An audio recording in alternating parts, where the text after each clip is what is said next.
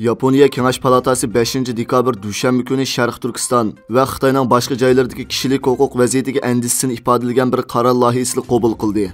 Yaponiya davlat taraqqusining xabar qilishicha, mazkur qaror loyihasi Kengash palatasining dushanba kunidagi umumiy yig'inida ko'p sonli ovoz bilan ma'qullangan ekan. Loyihada ko'rsatilishicha, xalqaro jamiyat yaqindan buyon Xitoyning Tibet va Sharq Turkistondagi diniy erkinlikni dafsandi qilishi va kishilarni majburiy qamab qo'yish qatorliq masalalarga qarata qattiq andisini bildirgan ekan. Yaponiya Tashqi ishlar ministri Hayashi Yoshimosa so'z qilib, hukumatning boshqa davlatlar bilan birlikda loyihada tilga ilingan masalalarni hal qilganligini bildirgan. Egilishicha, buningga o'xshash bir qaror loyihasi bu yilning 5-ida Beijing qishliq olimpik musobaqasidan burun Yaponiya Avam palatasida qabul qilingan ekan. İstanbul, Parij, Nyu-York va Toronto qatorliq nurg'un shaharlarda Xitoyning Uyg'urlar qaratgan irqiy qirg'inchilikka qarshi namoyish o'tkazildi. 24-noyabr kuni Urumchida yuz bergan 44 Uyg'urning shahid bo'lishiga sabab bo'lgan o't ofatidan keyin Xitoyning Xitoy virus yuqumi qarshi turish nomidagi bostirishlari va o't ofatidagi mas'uliyatsizlikka qarshi boshlangan qarshilik sadolari kuchaymoqda. 3-noyabr kuni soat 1:30 minut o'tganda Parijning markazi bo'lgan Bastil maydonida Yevropa Uyg'ur instituti, Fransiya Milliy Majlisining Uyg'ur tadqiqot guruhi, Fransiya Uyg'ur jamiyati va Fransiya Hong Kong ittifoqdosh qatorliq tashkilotlar birlikda namoyish uyushtirgan. Namoyishga 500 ga yaqin kishi qatnashgan bo'lib, Uyg'urlardan sirt yerlik fransuzlarmi ko'p sonda ishtirok qilgan. Fransiyadagi siyosatchilardan senator David Assolin, Avam palata a'zosi Olivier Faure, Paris shahri muavin boshlig'i Jean-Luc Romigol Michel, Avropa parlamenti a'zosi Rafael Glucksmann, Yevropa parlamenti a'zosi Yannick Jadot qatorliqlarmi qatnashgan. Namoyish qo'shini Bastil maydonidan yo'lga chiqib, 2 kilometrlik musofani besib millat maydoniga yetib kelish jarayonida Uyg'urlarga erkinlik, irqiy qirg'inchilikni to'xtat degandek shiorlarni to'lab ma'gan. Fransiya axborot agentligi va shuningga o'xshash bir qancha nopozliq axborot vositalari namoyishni naq maydondan anglatgan.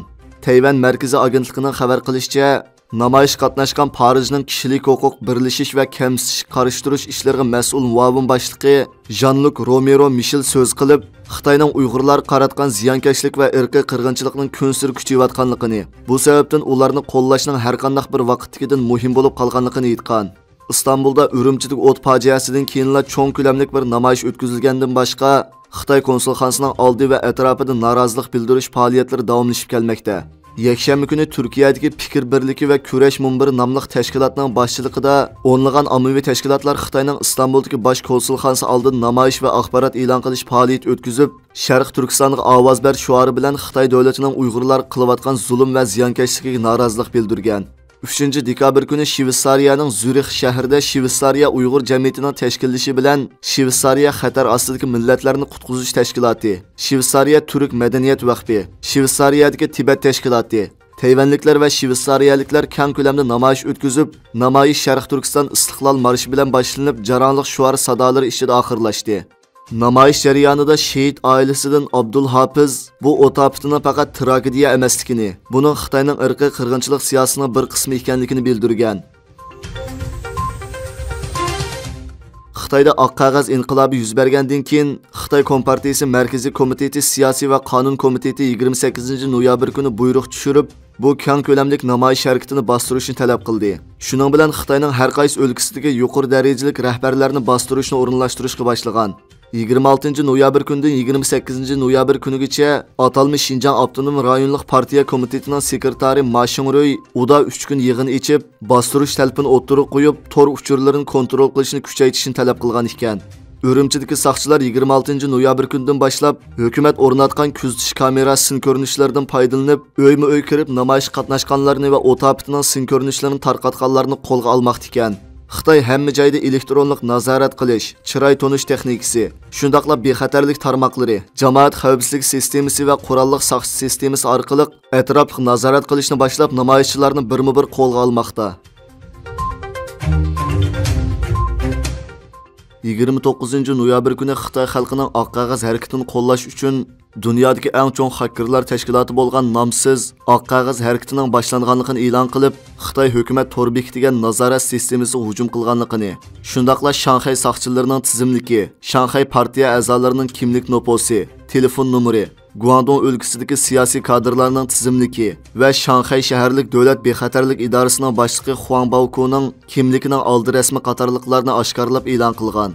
Hacker nomsiz, ya'ni o'zlarining Xilongjiangning Jaodong shahrining intizom tekshirish va nazorat qilish torini palach holga tushirib qo'yganligini, Xitoyning bir qism bexatarlik nazorat sistemasini kontrol qilganligini hamda Sahiya ministrligining kameralarini palach qilganligini bayon qilib, Xitoy xalqining demokratiya va tor erkinligining amalga oshishi qadar Xitoy hukumati qaratgan tor hujumini to'xtatmaydiganligini ta'kidlagan. Hacker tashkiloti nomsiz oq qog'oz namoyishini qo'llash bilan birga 5 talabni o'ttirib qo'ygan. Birinchi, majburiy yadro kislotalik tekshirish va karantin qilishni to'xtatib, yuqum siyosatini amaldan qoldirish, ixtiyoriy holda tekshirtish va karantin qilish. Ikkinchi, Xitoydagi so'z erkinligi, yozmalarni o'chirmaslik va hisobotni to'smaslik, tor mudofaa timini yo'qotib, kishilarning dunyo va Xitoyda yuz berayotgan ishlardan vaqtida xabardor bo'lish kerakligi. Uchinchi, oq qog'oz harakatida qo'lga ilinganlarni qo'yib berish va ayblashni bekor qilish. To'rtinchi, pasport bejirishni asliga keltirish, davlat darvozasini ichish, chegaradan chiqqanlarni qaytishga majburlamaslik. Beshinchi, davlat raisining vazifa o'tash podshoh tuzumini bekor qilish qatorliqlardan iborat. Tahlilchilarning bildirishicha, bu 5 cho'ng talab hozir Xitoy duch kelayotgan eng cho'ng masala bo'lib, jamiyatning ovozini aks ettirgan ekan. Xitoy yoshlari qo'zg'agan oq qog'oz harakati mustabid diktatorga qarshi turishning bir xil usuli ekanligini, shundaqla uning favqulodda jasoratning namoyandasi ekanligini bildirib, Hacker nomsizning Xitoy hukumat jinoyatchilar tizimligini e'lon qilishi jinoyatchilarning psixikasiga ta'sir ko'rsatib qolmay, yana ularning xalqaro jamiyatning jazosiga uchraydiganligini, shundaqla kelgusida Xitoy xalqi tarafidan javobgarlikka tortilganligini ta'kidlagan.